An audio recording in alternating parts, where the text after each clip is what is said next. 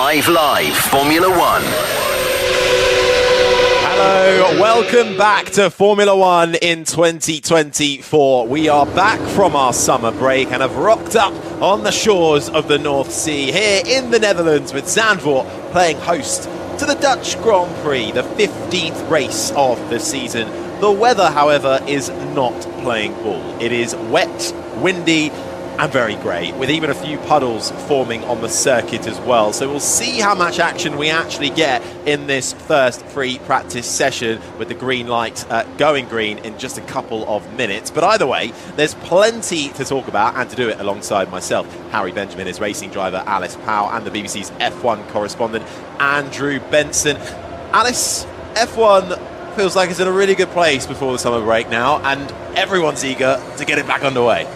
Yeah, I mean, the weather maybe not so eager to get back underway. It's very blustery and windy out there, a real tailwind going into turn one. But, you know, I think we're having a good season so far. So, you know, the fans, the atmosphere here is really incredible. I've walked from one paddock to another and it is absolutely rammed. And of course, it's only Friday. The weather's not great, but the fans are still packing out and eager to see cars on track. Yeah, it is, though, not very nice weather. The grandstands aren't quite, the one in front of us, we're just looking out onto the main straight at the pit lane entry, actually. And the grandstands, they're not massively full yet. There are a lot of fans sitting amongst the dunes getting a good look at this undulating circuit. But the loyal fans are there in their ponchos, and the flagpoles right at the top of the grandstands are really waving in the wind. So these aren't very nice conditions. So I wouldn't be surprised if we don't see a flurry of action right at the start of this session. But Andrew, coming into the second part of the season now, we really left it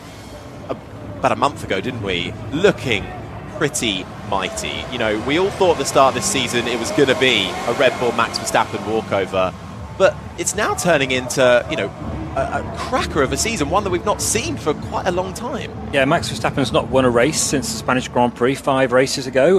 In the time since then, Lewis Hamilton is the highest scoring driver, followed by Oscar Piastri. Verstappen is still maintaining a significantly large championship lead because he's performing with such consummate consistency. But Red Bull doesn't appear to have, at least not consistently, the fastest car anymore. They're a little bit lost, it seems. There's talk about them going back to previous car specs this weekend. McLaren have got an upgrade. Lando Norris is still down on himself about the mistakes he's been making and saying he's not been performing at the level of a world champion, but he still thinks he can beat Verstappen to the championship. McLaren can definitely beat Red Bull to the Constructors' Championship if the current scoring rates continue. Then where will Mercedes end up? They're fourth at the moment behind Ferrari. It's really difficult to know going into each weekend, including this one, which team is going to win the race, which is exactly what a sport needs and exactly what Formula One hasn't had for about 18 months before the Miami Grand Prix this year. 7 different winners in the first half of the season. We haven't had anything like that since, I think, 2012, really, when we had those first 7 races won by 7 different drivers. So we're enjoying it for all it's worth. Just as a heads up for the loyal listeners on the BBC Sport website and app and on your sound speaker of choice, we will just have to do about 30 seconds of update into 5 Live at some point. So if there's a bit of a pause, that'll be why. In the meantime, Andrew's raised his hand. Andrew Benson, BBC. I just wanted to say, just to make a point to the audience, actually, that it's one of those days where you doubt the official data. I'm looking at a timing screen at the moment where it says the wind speed is 7.8 kilometres an hour. I'm looking out of a window with horizontal flags, horizontal rain, although it's not raining that heavily at the moment. And drivers yesterday and teams saying that there could be wind gusts up to 80 kilometres an hour this afternoon and this morning. So, yeah, don't believe the data on the F1 timing screens, everybody. I saw one of the nice trees that are lit in the paddock bowled over this morning by the wind and then being chased after by some Formula One staff members to try and ride that. No drivers really looking like they're in a hurry to get in the car. Just the one driver sat in the car that we've seen. It's actually Robert Schwartzman, he's a Russian driver racing under an Israeli flag for a free practice one session. He's a Ferrari Driver Academy member, and he's getting a run out, hopefully, for him in FP1 with the Sauber team in Valtteri Bottas's car. He's the only one, unsurprisingly, that is eagerly awaiting to get out onto the track. We talk about how nice the championship looks at the moment. Let's just talk you through it. In terms of the drivers' standings, it is Max Verstappen who leads the way with 277 points. Still a fair buffer, though, between himself and Lando Norris. 78 points between them. Then it's Charles Leclerc, Oscar Piastri and Carlos Sainz, the top 5 in the drivers. But over in the constructors, this is a real battle that is brewing now. Red Bull have 408 points. They currently lead the way, but there is only 42 between themselves and McLaren. Then it's Ferrari, Mercedes and Aston Martin, a little bit in no man's land, rounding out the top 5. And then a nice battle occurring in the second half of the Constructors' Championship for 6th between RB and Haas, even Alpine there as well. Williams in 9th, Sauber still the only team yet to get off the mark. 0 points to their name, and they are plumb last. The session has now started, so for those who wish to do a little bit of a sync-up, it's 58 minutes and 40,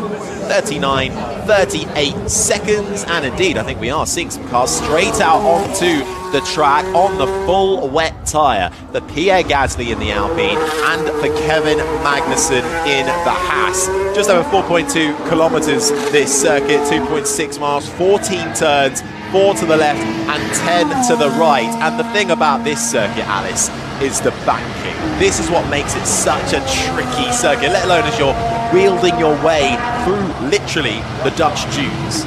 Yeah, I walked the track yesterday and it doesn't do it justice. The camera angles, the pictures, you have to physically go and stand there on turn 3.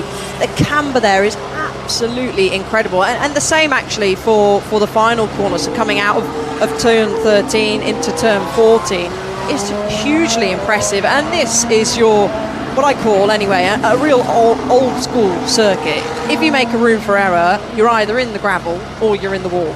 And there are plenty of opportunities for drivers, really good opportunities, but there are plenty of areas that drivers can make sort of mistakes. And in these tricky conditions, there's a lot of standing water out there, though, Harry, from looking at our pictures and even from looking out of our window here in the commentary box. Lots of puddles do tend to form here in various spots heading down into turn 1. Sometimes you get puddles that form on the inside there. We've got a stream of water that runs across between 12 and 13, and it looks like that's actually been cleared by some of the trucks that have been out sort of sweeping the track. So as expected, a few cars going out and coming straight back in. We've got Pierre Gasly that's decided to stay out. Kevin Magnussen's come back in, and I'm guessing Hulkenberg will likely do the same. But as well as the wet weather, it is so blustery, isn't it, out there? And we had F1 Academy out this morning for their practice session. It rained towards the end, but even when they were on slick tyres, they are much smaller cars. The gusts were really affecting them. So it's going to be a lot worse for these bigger, these heavier Formula 1 cars. Okay, they have got more downforce, but when you get an 80 or 60 or 80 kilometres an hour gust of winds hit you going into any of the corners. How's the track? It's pretty wild with the wind. So that's Hulkenberg that's made a trip. That looks like to me he's gone off. I think it's turn 10. Yeah, turn 9-10. Yeah. So he'll then come up now to the chicane. I'm guessing he's just had a little bit of wobble or a lock-up going there. But as Pierre Gasly touched on the radio there, it's pretty tricky with the wind. And unfortunately for those drivers out there, it's not going to be easing, certainly during this session. Yeah, well, I was just thinking as you were talking, this is the last thing anyone wants, to go out there on the west to test what it's like. This is the sound of Nico Hulkenberg. We're just going to have a listen and see what happens. So he goes into the brakes, turns into the corner, and he's just not getting any traction on turn-in, and you can hear him clattering along the gravel.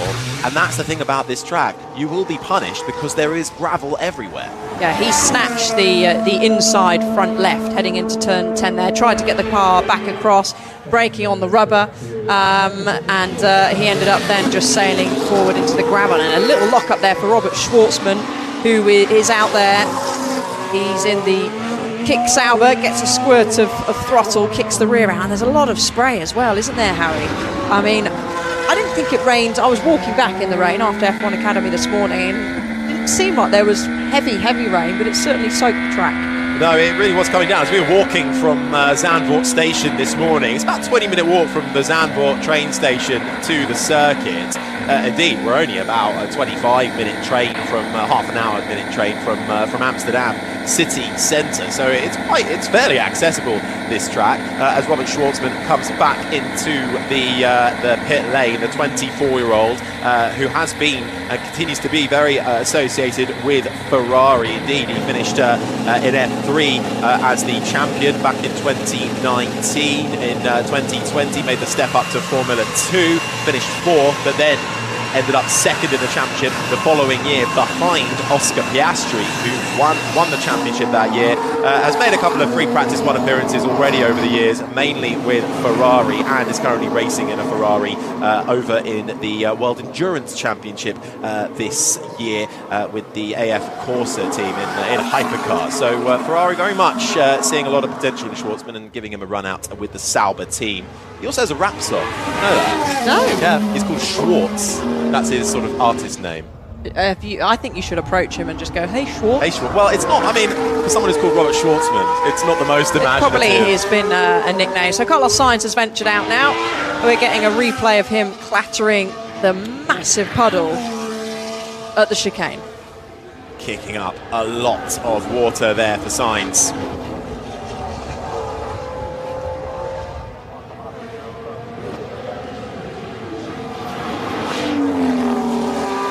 Yeah, we're back for the second part of the Formula One season after our summer break, and we are greeted with some pretty poor weather here in Zandvoort. We're right by the north coast, and Gasly is currently the fastest car out on track. There have been a few that have ventured out on the full wet tyres, but it is very wet, but everyone's very excited to get going. Coverage across the BBC Sport website and online throughout the weekend. 52 minutes and 39 seconds remain of free practice one, and this is the sound of Carlos Sainz in his Ferrari making his way towards the right-hander of turn 13. That's Kumho, and then you are on the banking, almost 18 degrees of banking, right-hander through Arie Luijendijk.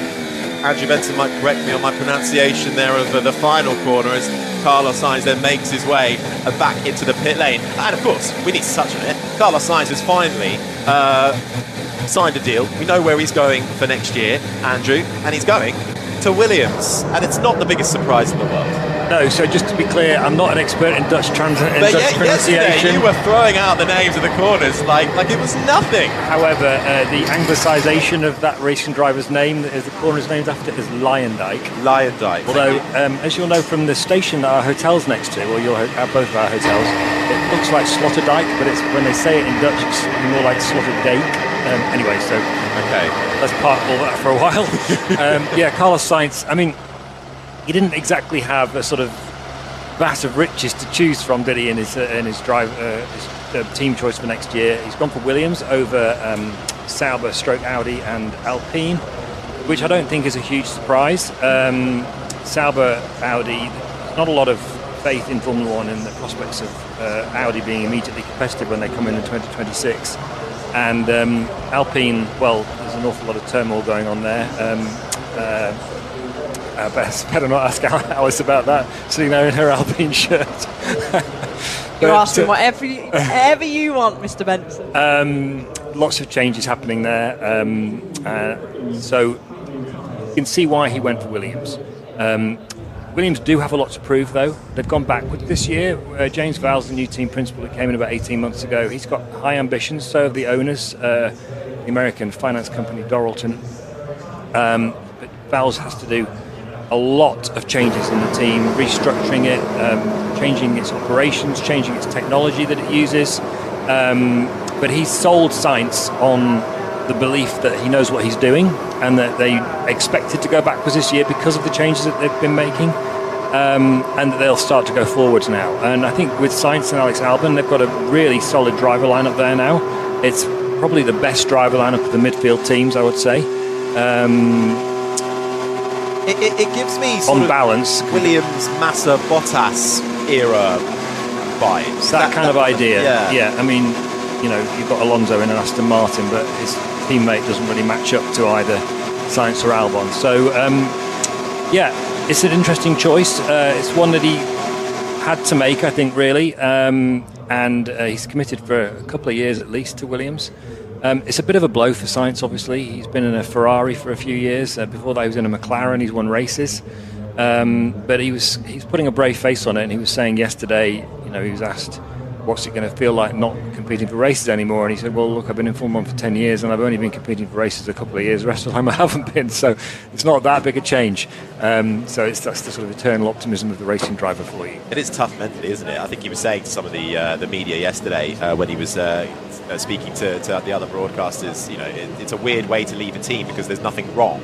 That he still has a good relationship with the team. He hasn't been driving badly. The team like him. But of course, Lewis Hamilton becoming a free agent on the market, you don't miss out on that. And Charles Leclerc wasn't going to go anywhere, being a Ferrari driver through and through, having been brought up through the ranks, really. So Sainz had to go. But I just wonder with Williams.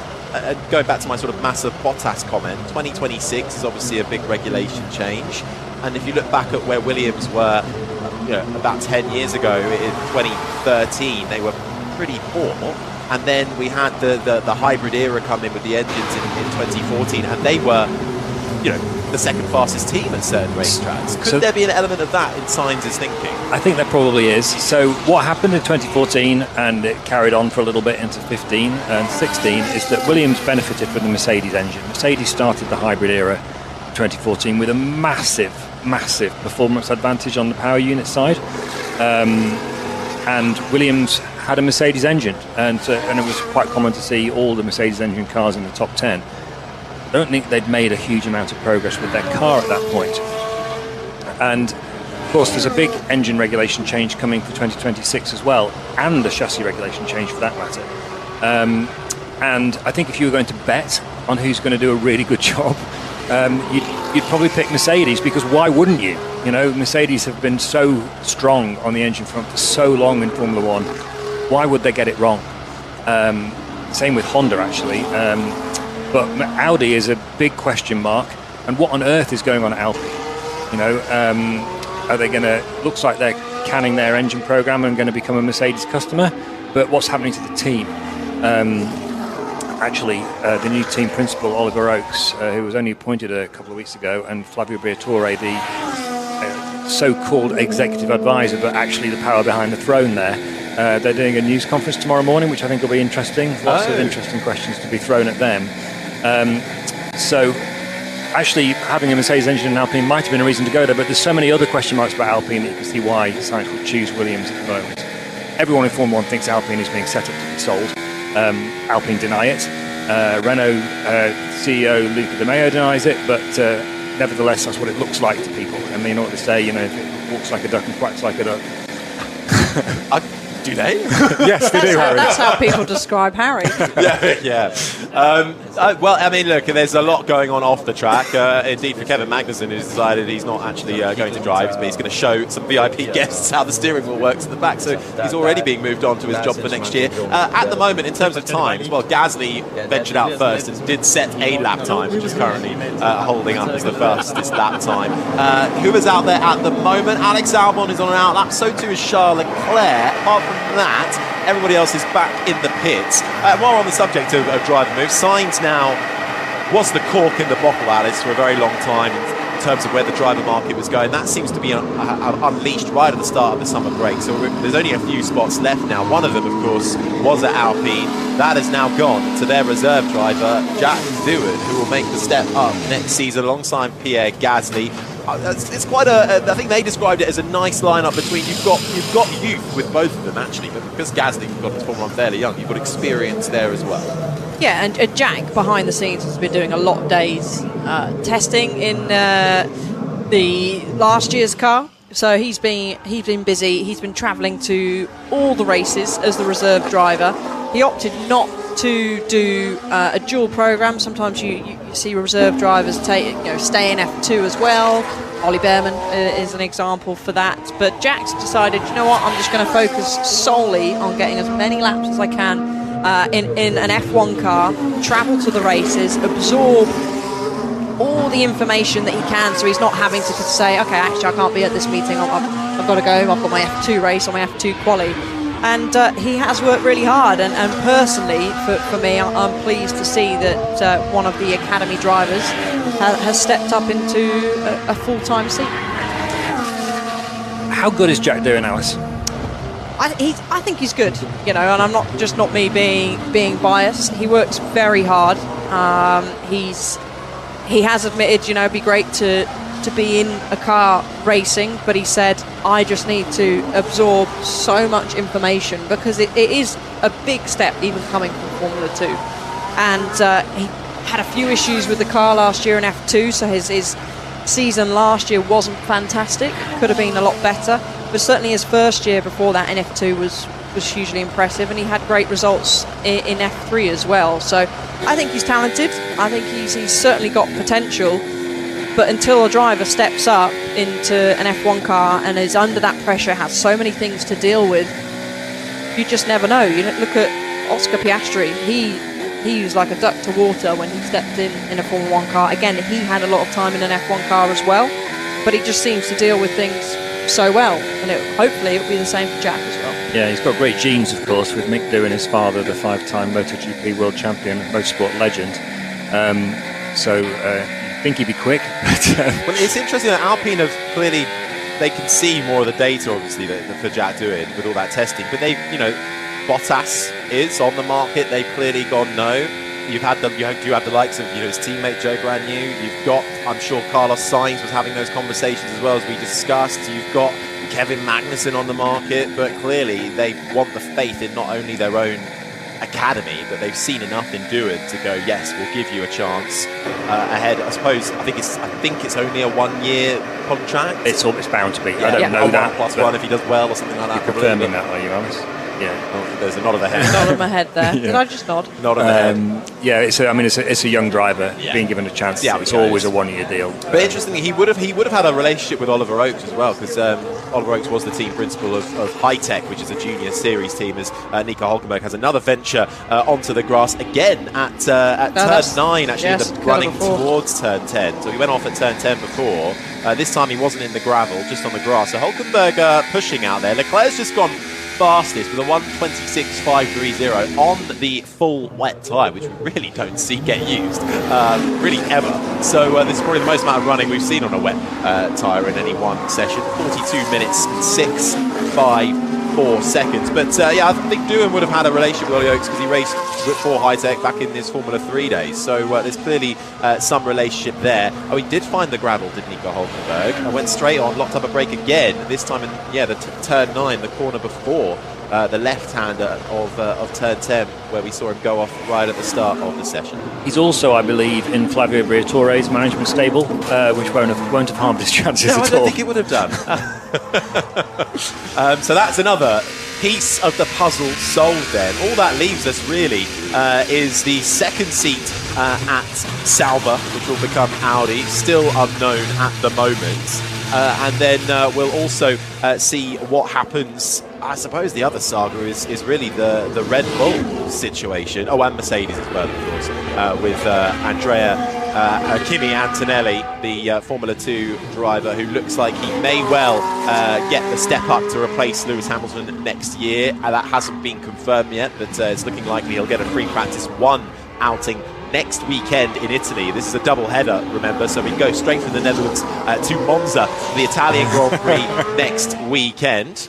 And Antonelli might well get a chance to have a run out there. So the second Mercedes seat. And then, I mean, what is going on at Red Bull, Andrew? Perez has been granted an extension, although he was confirmed for another couple of years, and then looked like he was going to be out, and now he's back for a bit. See how he goes. Yeah. So what they're doing down at RB too. Right. So what happened at Red Bull was on Monday after the Belgian Grand Prix, the bosses had a meeting, and that part of that meeting, although Perez denied it yesterday, was to decide whether he would be retained or not. and they decided to stick with him for the time being. Now, that's been a bit misreported in some quarters. Some people have said that means someone's going off again. It's the Haas again of Hulkenberg, this time at Tarzan, turn 1.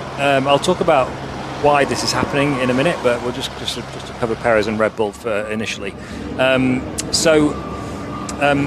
It was reported as back for the rest of the season. Now, that's not what they said. They said he's carrying on into the second half of the season. Now, I'm told that they will review it again relatively soon, and if he carries on underperforming, there's still a possibility. Here's some radio. There's just Hulkenberg grumbling about going off, wasn't it? Sorry for talking over that, everyone. He could easily be replaced again in a couple of races' time or in 4 races' time, but there's lots of other factors at play. One of them is, who do you replace him with? They don't really rate Tsunoda. Ricciardo's not beating Tsunoda regularly enough, and Liam Lawson's only done 5 Grand Prix, so sticking him in a Red Bull alongside Max Verstappen, First of which was here last year. exactly, is a big ask. But they have to look towards next year as well. What are they going to do with Liam Lawson? Do they want to keep him in the roster? And if they do, where do they put him? There's lots of question marks still around Red Bull. So it's not the case that the pressure is off Perez for the time being. It very much isn't.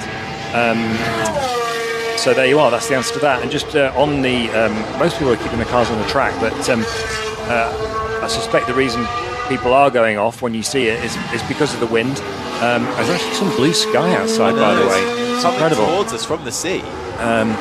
So it might dry up reasonably quickly with this wind. When it's this windy, tracks do tend to dry quickly. But the drivers yesterday were talking about these conditions, and Lando Norris used the word dangerous. Wind speeds, he was saying wind speeds of 20 kilometres an hour can make a huge difference to Formula 1 cars because it disrupts the aerodynamic flow over the car, which reduces the grip.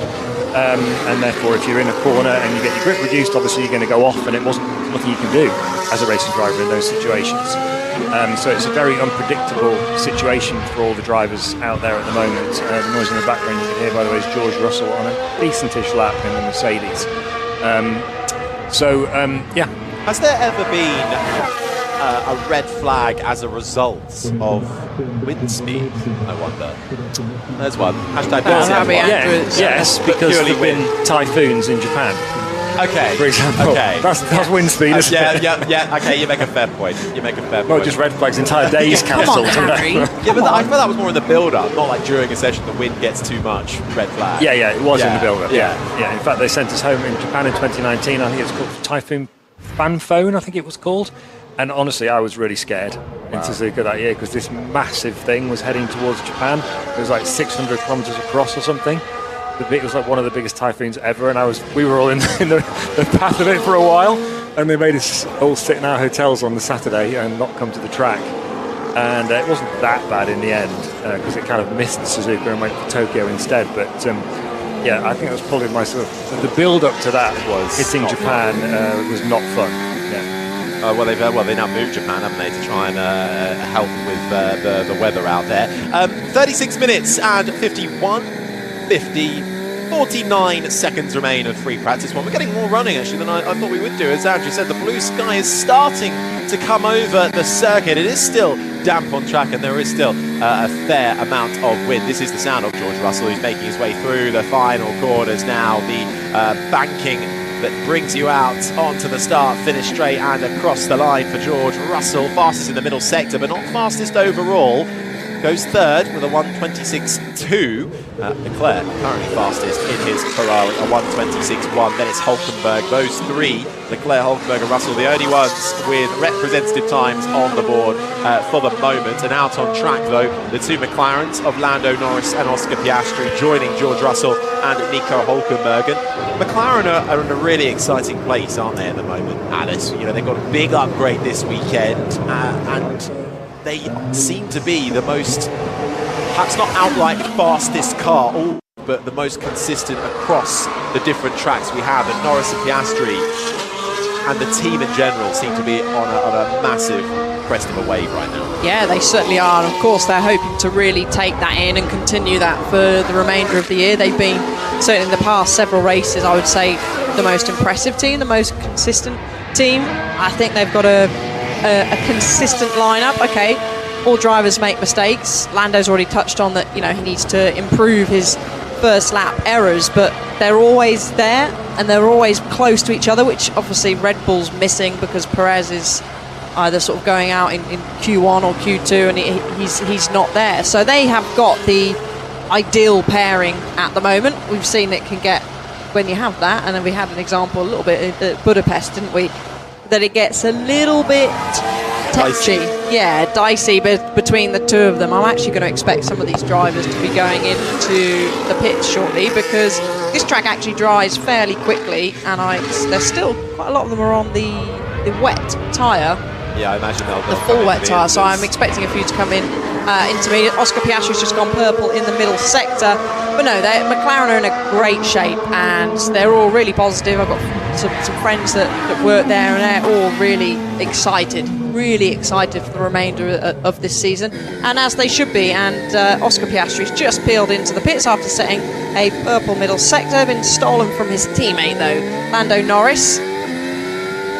As a driver, Alice, just on Norris, he's currently fastest in the middle centre, making his way through the final couple of corners. Now there is so much, about 18 degrees worth of banking. It's almost like you're riding a roller coaster when you ride on board, and he too comes into the pits. But clearly, it's been identified that he's made a few too many mistakes on lap ones of races, but they've been sort of different mistakes as well. But as a driver, okay, you've identified perhaps a weakness.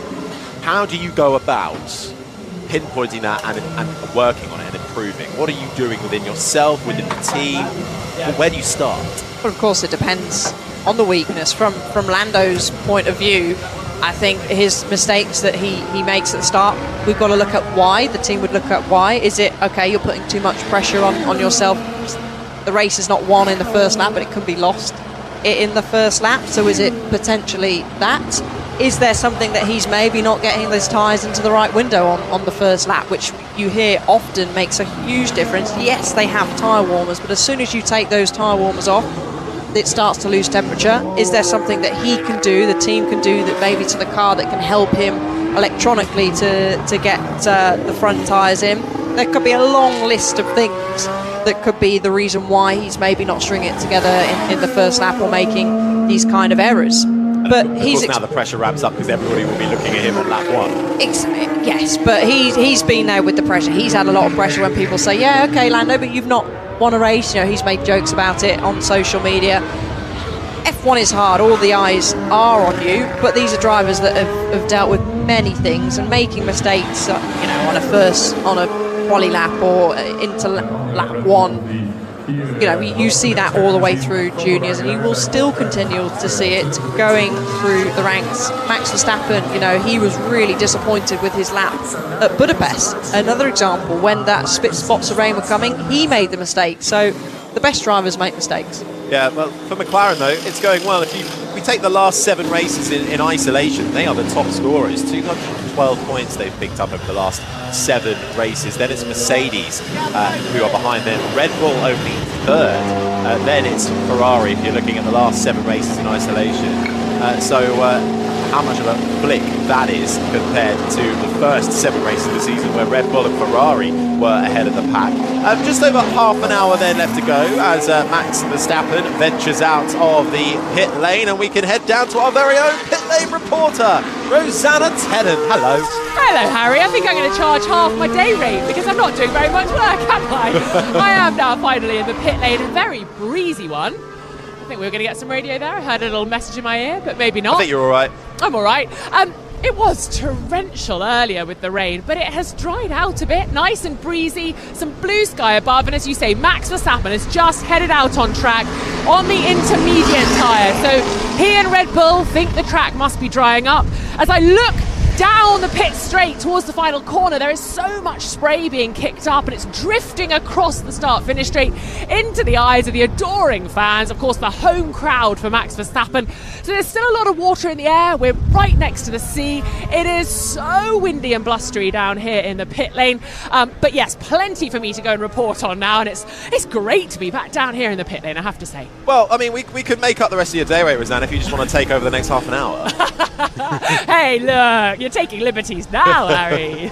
Lovely to hear your voice, Rosanna. We'll drop back in with you in a little bit, but indeed Verstappen is out on track at the moment, just making his way towards turns 11 and 12. That chicane where the gravel sits right in the middle, so that's certainly waiting for you. Should you come a cropper before that then brings you down, then a short little burst towards turn 13, Kumho, and then round the final corner, that 18-degree banking, extremely cambered corner of Arie Luyendyk onto the start, finish straight, and Verstappen then heads down towards turn 1. Tarzan, again more banking, and actually has a little bit of a moment, has to run, take a slightly wider line on the intermediate tyre though. Indeed, upgrades being brought by Red Bull, but Andrew, McLaren are the team that have brought quite a lot of upgrades. They've got upgrades to the front brake scoop, and is it one of the biggest upgrades they've brought this year? Well, I suppose they've only had one big upgrade, and that was Miami. Yeah, so it's not as big as the one in Miami. Miami was basically the whole car, or at least the aerodynamic surfaces, obviously not the chassis. This, if you'd gone through the entire list of really I was going to, but I didn't know if you wanted to cover that. No, I don't mind. I just closed down. Actually, I've got it here if you want it. Why don't you go through it and then I'll say. I've got front brake scoop, revised front suspension, revised floor edge, and modified rear suspension. Yeah, so I mean, Miami was like side pods, front suspension, deflectors, everything basically. This is we got Verstappen goes spinning round. He clouts the curb coming into turn 11. And round goes the Red Bull, and you can hear the cheers from the fans as he spins back around again. So just span around in the middle of the track, so didn't veer off onto the grass or the gravel, but really clouted that inside curve. That unsettled the car, and round went the rear. Yeah, so back to McLaren. I was speaking to Rob Marshall, the chief designer at McLaren this morning in their little media session about the upgrades, and he was saying it's not as big as Miami. But it is their first performance upgrade since Miami. They have had new cars since then, but they were more circuit specific. This is about efficiency and downforce. Alice, do you want to talk us through Verstappen's spin? This is spin. They're showing he goes slightly wide at turn 1, but I think he just hit too much of that inside curve. Here we go. So the sound you can hear riding on board with Max, heading down into the chicane. Is he going to clobber that inside curve? Yes, and there's a large puddle. We've seen some great slow-mo replays of that puddle in the middle of the curb there at turn 11, and he has clobbered it and spun round, but he was actually 2.3 seconds up by that point on Charles Leclerc, and looking at the timing screens, he's definitely about to go even quicker than that. So this intermediate tyre is certainly the tyre to be on, and again, sun's out, it's drying pretty quickly. Yeah, George Russell and Esteban Ocon have also gone out on the intermediate, and Nico Hülkenberg now, so it's more lap times, faster lap times coming in. So Rob Marshall was saying it's not as big as the Miami upgrade. In actual fact, the Miami upgrade overperformed. It gave them more performance than they expected. Actually, that's a bit of a theme for McLaren. If you remember back to Austria last year, the first big upgrade that Andrea Stella, the team principal, considers this a sort of series of upgrades that all followed one after another in the same vein, basically. The same design philosophy of car. The first Austria upgrade in 2023 also overperformed.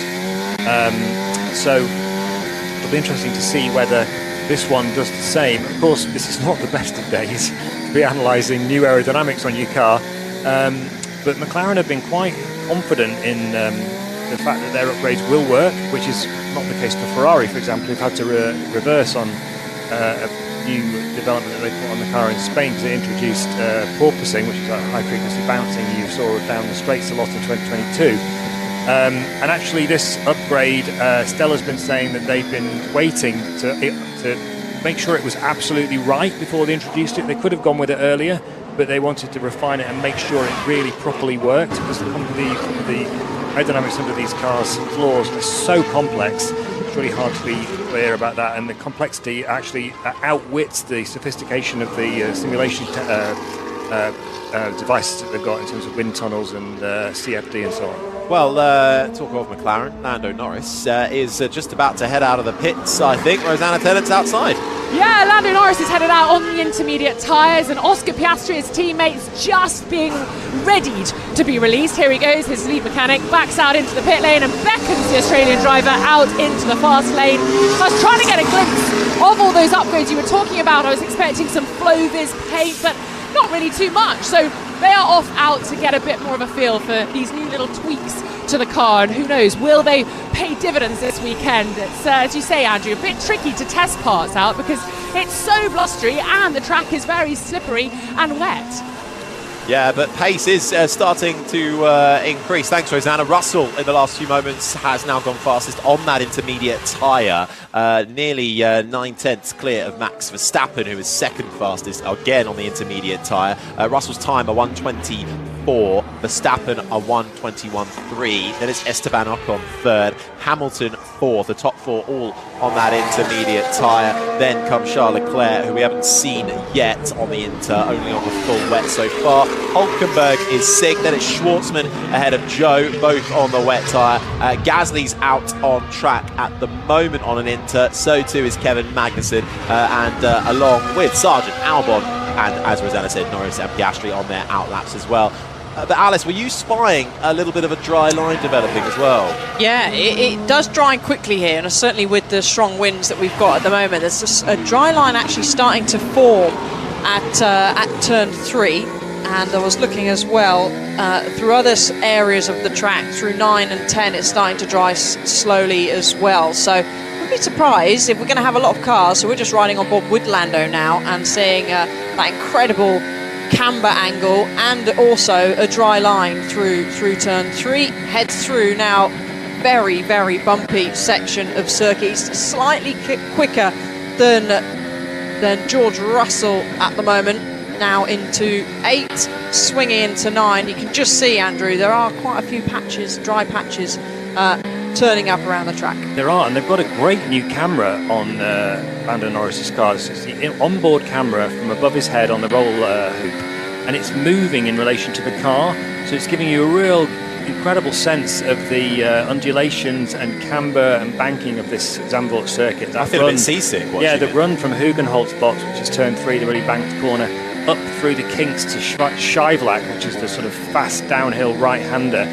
Incredible corner, probably the best corner on the track, Alice. Was really incredible to see from this new camera that Formula 1 are using on Norris's McLaren. Almost tilting my head as I'm watching it, mesmerised by it. Lando Norris jumps up to top of the times, pretty much near enough. Identical time to George Russell, but the one corner of the track that will take the longest to dry is usually around here is the chicane. So that's where Max Verstappen hit that puddle and spun round. So that'll be the one that takes a little bit longer to dry, but we're just seeing that the time's changing quite quickly, aren't we? We've got Alex Albon now.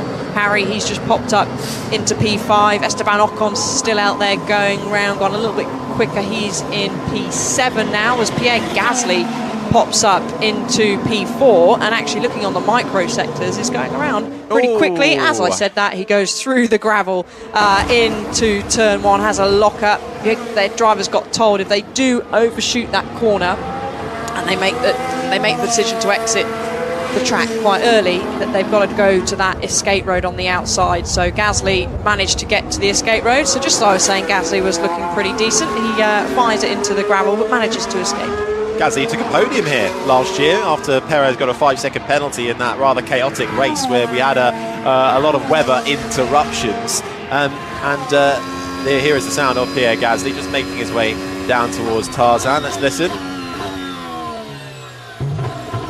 And there, just can't get it turned in and clouts across the gravel. And then there's a little thin strip of tarmac adjacent to the wall on the exit of the circuit that all drivers have been told, as you said, Alice, when they've got to exit that corner, they have to rejoin using that escape road. So Gasly will have to have another bite at the cherry on that one. You mentioned Williams as well.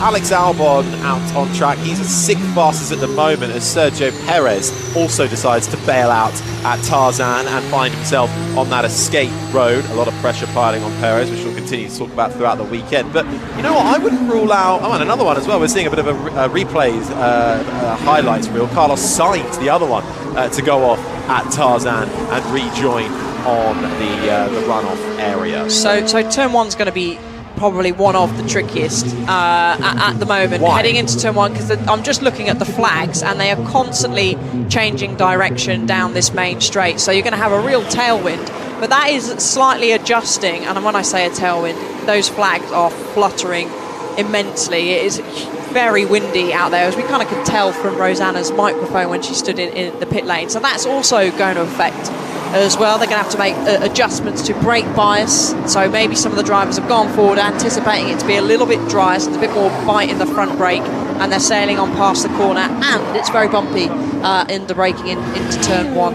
Andrew?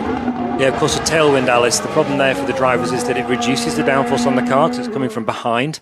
Whereas a headwind is what the drivers prefer because that gives them more downforce, and especially when it's bad enough a tailwind if it's consistent, but at the moment it's not only strong, but as you say from the flags we can see them, the angle is changing, not a huge amount, but within 90 degrees or so within a few seconds. So it's really hard for the drivers to know exactly where to hit the brakes going into turn one, and that's why they're all going off. Yellow flag out in sector 1. Not sure who that is for at the moment, but it's gone green again. So perhaps someone's just having a momentary off. Perhaps possibly. Stroll will get a replay of it. But sadly, we can't really experience the wind tucked up here in the commentary box. That's good. But Rosanna Tennant can experience she loves it. What's it like out there in the real world, Rosanna? Do you know what? It's actually pretty delightful. I feel like I'm right by the seaside. It could be on my holidays because there's blue sky and beautiful sort of puffy white clouds here and there, actually not too big or threatening.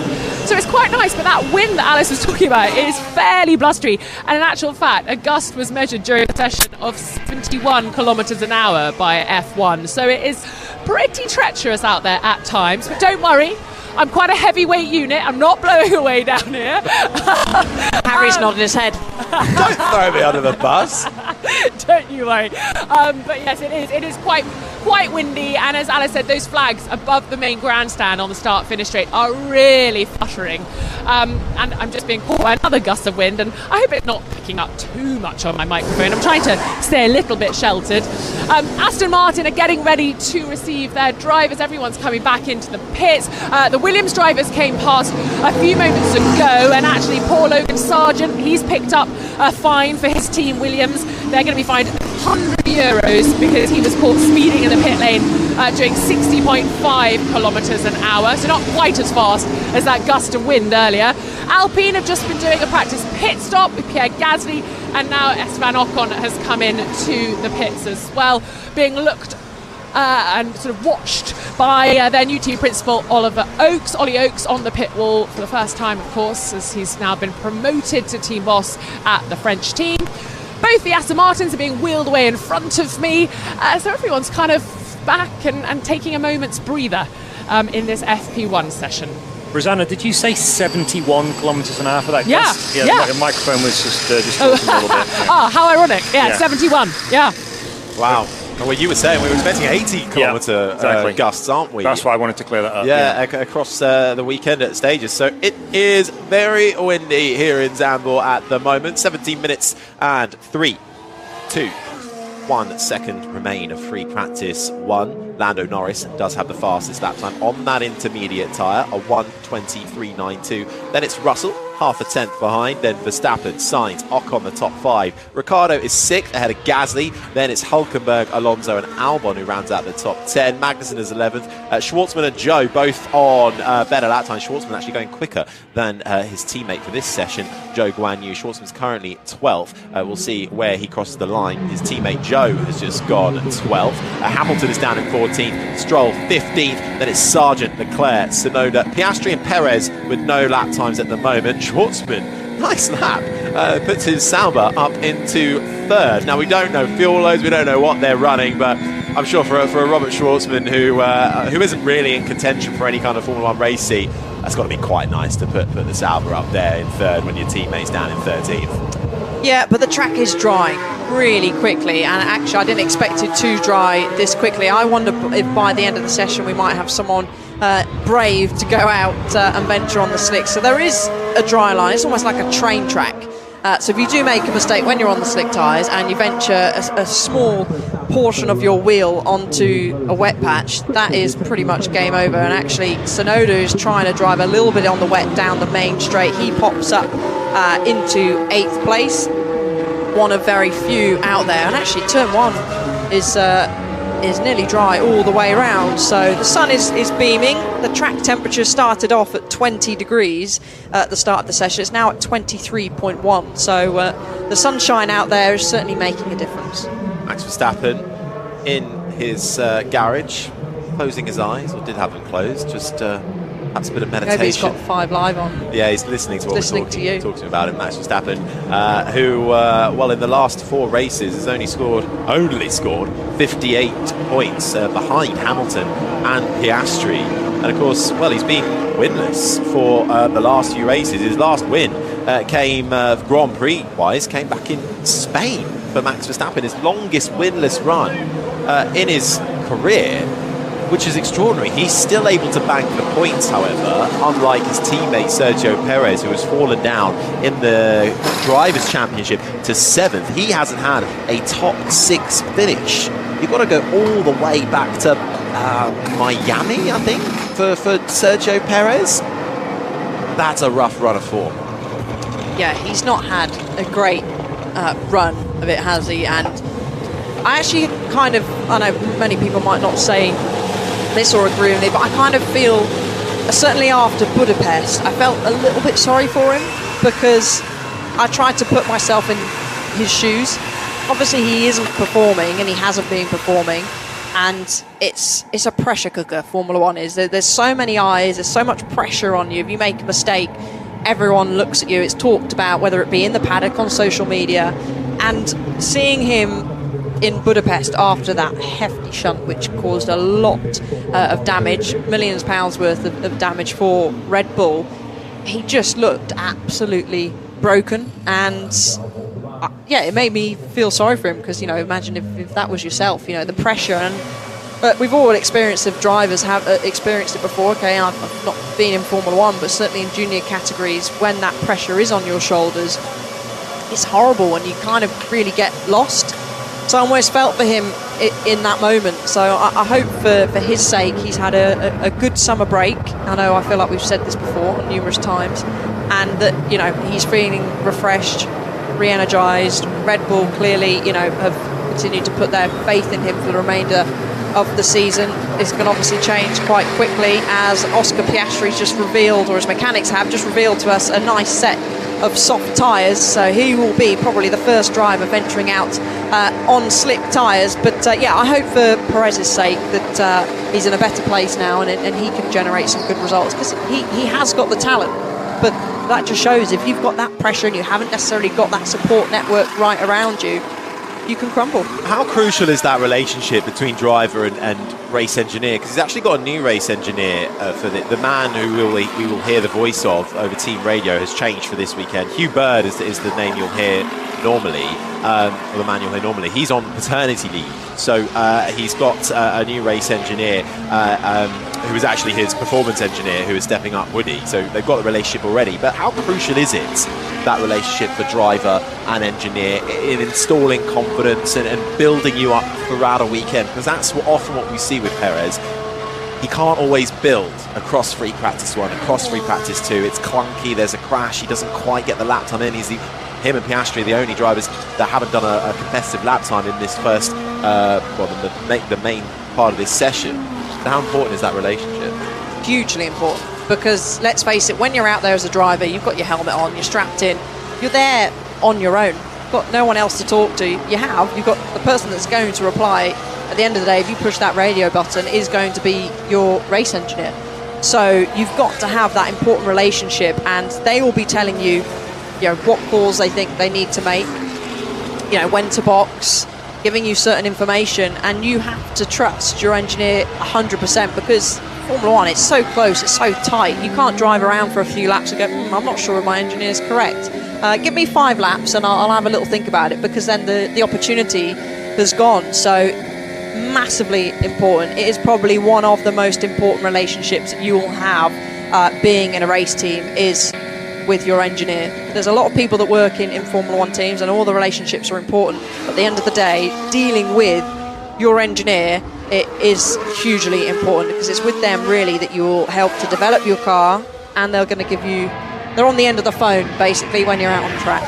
Well, we know Red Bull aren't afraid to change up their driver lineup, although it's been a bit of a surprise that Perez is still there. But the team are working to make the car more favourable for him still. They still believe there's more they can do with that car. There's a couple of strong Perez tracks coming up that they've outlined. So perhaps these are the tracks that Perez needs to perform well at in order to retain his seat for the remainder of the season. We know they've got Liam Lawson chomping at the bit in the wings. They have got Tsunoda and Ricciardo in the junior team. They've also got Isaac Hadjar, who is the next in line. He's currently dominating the Formula 2 Championship, the Frenchman backed by Red Bull, so he'll be eager to find his place, and Red Bull will have to do something with their drivers. Out on track, though, with less than 10 minutes to go, we are seeing the first bit of dry tyre running. There is very much a dry line on the track now. Blue skies overhead. The wind, though, still picking up. Lando Norris fastest in Sector 1 and Sector 2, finds 3 seconds on the soft tyre and goes fastest with a 1:17.3. His teammate Oscar Piastri, though,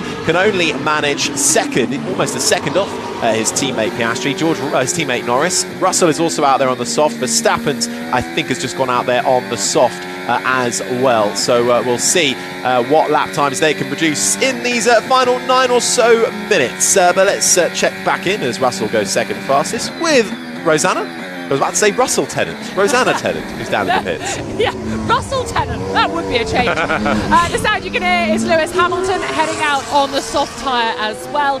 You're right, Max Verstappen has bolted on the soft tyre.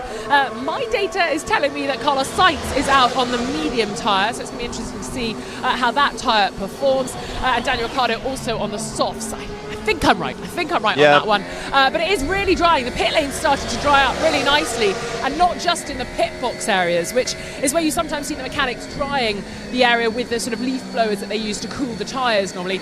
It's actually just drying of its own accord. So I do think it's going to be a great time to get a bit of dry running in and to see what these cars can do around this pretty challenging track.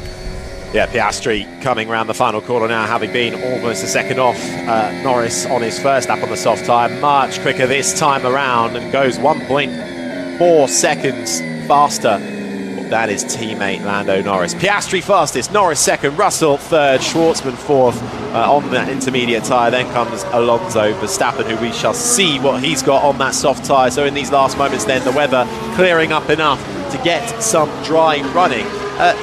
Rosanna was right. Sainz and Leclerc, so both Ferraris going out on the medium tyre. Verstappen out there on the moment on the soft. Russell now has just gone quickest for Mercedes, a 1:15.9. Of course, not the way he would have wanted to come into the summer break, winning in Belgium and then being disqualified for being underway. Team still got the win with Hamilton in second. And what a fantastic battle that was right at the very end of that race. But Russell feeling confident coming into this weekend as well. Mercedes seem to be, well, they seem to have refound their mojo, seem to be no longer lost, and perhaps a formidable force that can take it to the likes now of McLaren, of Red Bull, fighting up there at the front. And Ferrari really now seem like they are the team that has slipped back from where they were at the start of the season. But fast lap times coming in now. Yeah, the track's going to only get better and better and better as Lando Norris has gone purple in Sector 1 and Sector 2. Max Verstappen's about to cross the line now. This should propel him up to the top of the times. It doesn't actually. He lost some time in that last sector. Only goes third. Lando Norris jumps to the top, 1.4 seconds quicker than George Russell. So he has gone purple in every single sector. Charles Leclerc now, as you said, carry on the medium tyres. He fires it round the very banked final corner. But the track is drying, the track's improving. When we had F1 Academy out this morning, the track was really, really dusty. So that will clear up as well. So I am expecting drivers to just carry on improving. Of course, tyre degradation will come into a factor here. It's not a massive issue really around this circuit. Oscar Piastri's looking handy on this lap as well. Fernando Alonso popped up into second in the Aston Martin, 1.1 seconds off Norris. His teammate Lance Stroll has just joined him. The two Aston Martins, second and third at the moment, and they're a team that seem to have really kind of plateaued in the middle part of the season, seeming a little bit lost, not really finding a massive way forward. They're quite a way detached from Mercedes in the constructors ahead of them. And quite a way ahead of RB, who are behind them in sixth in the Constructors' Championship. So both drivers staying on at Aston Martin for a few more years yet, at the very least, trying to find a way forward. Rumours continue to circle about the future of Red Bull's Adrian Newey and where he will end up. It is now looking a little bit more likely that he might well go to Aston Martin. That is still yet to be confirmed, but that seems to be the main talking point of the paddock currently as it stands. Andrew, you might know a little bit more. Well, I think the question for Adrian Newey is, does he want to work with Lawrence Stroll for the next 3 or 4 years? Lawrence Stroll's quite a demanding character. Adrian Newey's 65 years old. He made it clear he didn't really want to retire, but I also heard quite early in the sort of conversations about Newey leaving Red Bull that he wasn't keen on working with Stroll. So actually, when it first came out that Aston Martin were the favourites, which they still are in everyone's minds, I was a bit surprised because of that, because obviously Stroll's not going anywhere in a hurry. So we still have to wait and see whether Adrian Newey's going to make up his mind. What happened to the Ferrari? So Ferrari's died, not just on track, but, Excuse me? but in terms of Newey as well, I'm told. Mercedes don't want him. McLaren, as you know from listening to the Zach Brown interview that we did yesterday, or that we broadcast yesterday, I should say. You can hear that on the Checkered Flag podcast on BBC Sounds and wherever you get your podcasts. Indeed, thank you very much, Harry. They're not going to sign him either, so if he wanted to continue in Formula One, he's not got that many choices, Newey. Maybe a surprise considering what a genius he is, frankly. But there you are.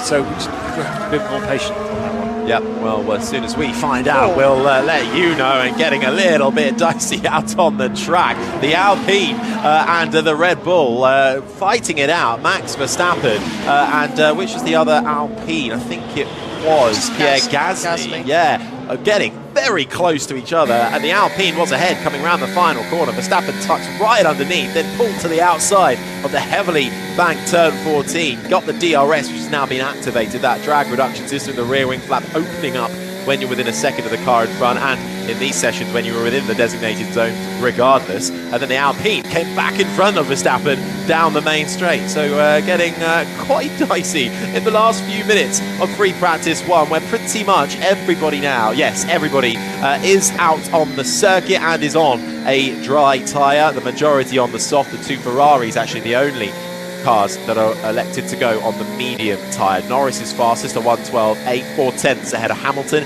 Then it's Russell, Verstappen, Piastri, the top five. Albon in the Williams looking good, up in sixth. Then it's Alonso, Sainz, Sargent and Stroll. Two Williams inside the top 10. Now don't rule out Williams this weekend. They had a good run here last time out in Zandvoort. Albon qualified fourth, finished on the road in eighth. Sargent, actually, it was the first time he'd reached Q3 all year. Managed to start the race in 10th. He then did crash, but we'll just forget about that one. We'll give the guy a break. But Williams, also another team bringing a fair bit of upgrades as well to the body of the floor, the diffuser, side pods, engine cover, and the central air intake around the roll hoop as well. So that almost sounds a little bit like what McLaren were bringing back in Miami, almost a fully new car. So watch out for Williams this weekend. That's how the top 10 stands at the moment. We just got another replay, Alice, of that rather close shave between Verstappen and Gasly. I was struggling to myself because, Max gave a not friendly gesture out of the cockpit there. Wasn't it a thumbs up? Gasly, yeah, maybe. But so sure, Gasly was dawdling on the racing line there, setting up for a lap. But Magnussen might be in trouble with a few of the drivers as well. He hit, we've been talked about it before, that curb at turn 11. There must be a dip, and I'm sure when I walked the track yesterday, F1 have got a sort of a camera in that curb, and he splashed water all over the track at 11, which then George Russell found out when he came through and got a swap Albon floats through now. Looks like it's much better condition than it was a lap or two ago.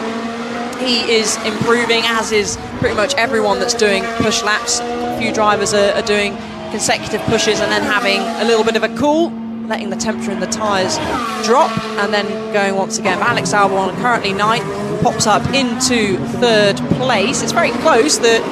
George Russell, Alexander Albon and Lewis Hamilton all within the same 10th of a second, so certainly close for that 2nd to 4th place positions, with Lando Norris at the moment 3/10, just over 3/10 clear of George Russell in P2. It is, to quote Yuki Tsunoda, traffic paradise in the middle sector at the moment. Verstappen, Joe, Norris, Alonso, then there's a little gap, Leclerc, Sargent, Perez, Stroll, Russell, everybody's in such close proximity to each other, coming through the chicane at turns 11 and 12, because that's where I suppose they all try and back up to give themselves a bit of a gap. This is the sound of Lewis Hamilton, who's getting completely balked by the Aston Martin in front of him. I think that was Fernando Alonso, and now trying to weave his way between the Red Bull and McLaren in there as well, and that is losing him so much time. Fastest man in the middle sector, but he would have lost it all trying to come through that middle sector where he's just finding every single car. He does improve his time overall, but there's more time in that Mercedes. Stays 2nd fastest. Norris is fastest overall. That's going to be an issue in qualifying, especially in that first part. I was just about to say, as a plastic bag floats across the road in front of Oscar Piastri in the gusts that we have here at Zandvoort. I was just about to say that thing. This is what it's going to be like in Q1 come Saturday. Everyone wanting to get that lap, and of course people probably think, well, it's practice. Why are they all desperately, Max Verstappen gets a little bit out of shape through 9, why are they desperately trying to get a lap time? Well, so obviously they need the data. This is the first time they're running on slicks during this session. Lando Norris has gone faster of anybody in the first sector, but Max Verstappen at the moment is 2/10 up on Lando Norris's current time. Who else is on a fairly decent lap? Looks like Carlos Sainz. He's just popped up 2/10 off Lando Norris on the medium set of tyres. So pretty decent effort there from Sainz as we wait for Max Verstappen to come across the line. He pops up 0.3 of a second clear of Lando Norris, but Lando is purple in the first sector, comes across the line and steals the P1 spot back, 2/10 clear of the home favourite. Well, 2/10 between Lando Norris and Max Verstappen, but it's Verstappen who very much has the home advantage when it comes to this circuit since it came back onto the calendar in 2021. He is the man that has secured pole position and the win every single time, and this marking his 200th Grand Prix start as well. The Orange Army out in force for Max Verstappen across the weekend, but he's only 2nd fastest at the end of FP1, getting quite busy at the end of that session as it dried out. Bear in mind, more rain is expected for tomorrow, not so much for the end of today, but Sunday, crucially for the race, is expected to be dry. So trying to get as much of that dry running as possible, get as many laps under your belt as possible as well. Who did the most laps at the end of that session? I think it might have been Hulkenberg, who did 17 laps, along with George Russell, who also did 17. Well, they were the first to go out in the very early stages of pre-practice 1. And that is how it ends. It's Norris fastest on a 1:12.322, 2/10 clear of Verstappen. Hamilton is 3rd, Sainz is 4th, then comes Russell, Albon, Piastri, Hulkenberg, Magnussen and Zhou Guanyu, who rounds out the top 10. Stroll is 11th ahead of Perez, then it's Leclerc in 13th, Tsunoda 14th, Alonso 15th. FP1 is debut for the Sauber team. Robert Schwartzman, the Ferrari driver member, is 16th ahead of Logan Sargent. Esteban Ocon is 18th, Daniel Ricciardo 19th, and Pierre Gasly 20th and last, as they come back around to line up on the start-finish straight for their practice starts, because you're not allowed to do that in the pit lane here. But first session done and dusted then. Alice, what are your main takeaways from FP1? McLaren, as expected, looking really strong. I'm impressed with that lap from Carlos Sainz as well. Okay, he's on the medium tyre and actually ended up being 7/10 off. But still a fairly decent effort. He's ahead of George Russell, slightly behind Lewis Hamilton, who just came on the radio there and said that he had a lot of traffic. Alex Albon and the Williams as well, 8/10 off. Solid job by him. So I'd say impressive from McLaren, those I've just mentioned. And also one thing to note for if we do have any rain during qualifying, the track can dry quickly. Thank you very much. Alice Powell, thank you very much. Andrew Benson, thank you very much. Rosanna Tennant in the pits. So that is it for free practice 1. A bit of a gap until we're back for FP2. We'll be on air at 5 to 4 in the UK on the BBC Sport website and app and on your smart speaker of choice. Just ask BBC Sounds to play Dutch Grand Prix Practice 2 and you'll hear us a little later on this afternoon. If you're looking for something to listen to in between sessions, do head to BBC Sounds and listen to our preview show. The Checkered Flag podcast is available now, so that will keep your appetite whetted until FP2. But for the time being, this has been an IMG production for BBC Radio 5 Live.